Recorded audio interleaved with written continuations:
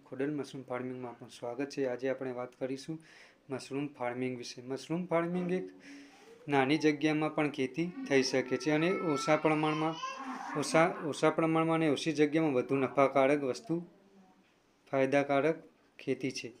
Mushroom farming એક એવી વસ્તુ છે કે જે ઓછી જગ્યાએ અને વગર જમીને ખેતી થાય છે। મશરૂમ એટલે લોકોને થતું છે કે મશરૂમ એટલે શું?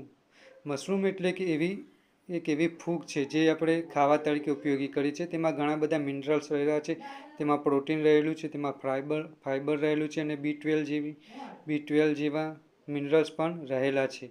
આપણા ભારતમાં મશરૂમના 3 પ્રકારના થાય છે, એક વેસ્ટર્ન મશરૂમ, બટન મશરૂમ અને એક દુધિયા મશરૂમ। આ 3 પ્રકારના મશરૂમની આપણા ભારતમાં ખેતી થાય છે। તો મશરૂમની ખેતીની શરૂઆત કરવા માટે પહેલાં માટે સૌથી બેઝિક વસ્તુ એ છે કે આપણા જે ઘઉંનું દૂધ આવે એ જોવો, દેશી ભાષામાં દૂધ કહીએ આપણે, એક પ્લાસ્ટિકની બેગ જોવો અને એક આપણે શેડ જોવો, અથવા મકાન કાચું હોય તો પણ ચાલે, અથવા ખેતરમાં ઝૂંપડું બનેલ તો પણ ચાલે, એક પાણીની વ્યવસ્થા જોવો અને એક પંપ આપણે જે દવા છાંટવાનો આવે એ જોવો છે। જે આપણે આ બધી મશરૂમની ખેતી કરવા માટેની જોઈતી સામગ્રી છે, જે સામાન્ય આપણે એગ્રોવાળાને ત્યાં મળી રહે છે। અને એક જે મેન મહત્વના વસ્તુ છે કે મશરૂમના સ્પોન આવે છે તે જોવે છે।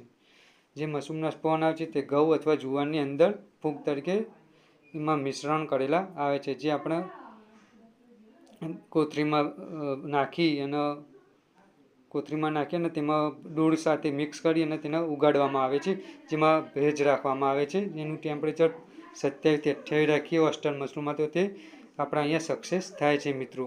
તો હું આશા કરું છું કે મિત્રો તમને આજનો વિડીયો મારો ગમ્યો છે તો લાઈક કરજો, શેર કરજો અને સબસ્ક્રાઈબ કરજો મારી યુટ્યુબ ચેનલમાં। અને આપણે મળીશું કાલના નેક્સ્ટ વિડીયોમાં। અને એક મહત્વની અગત્યની વાત છે કે આપણે વેસ્ટર્ન મશરૂમ પાવડરનું એક નવી પ્રોડક્ટ લોન્ચ કરવા જઈ રહ્યા છીએ, જે આપણે તેનું વ્લોગ પણ બનાવે છે। તો વ્લોગ જોવાનું આપણી યુટ્યુબ ચેનલમાં ભૂલતા નહીં।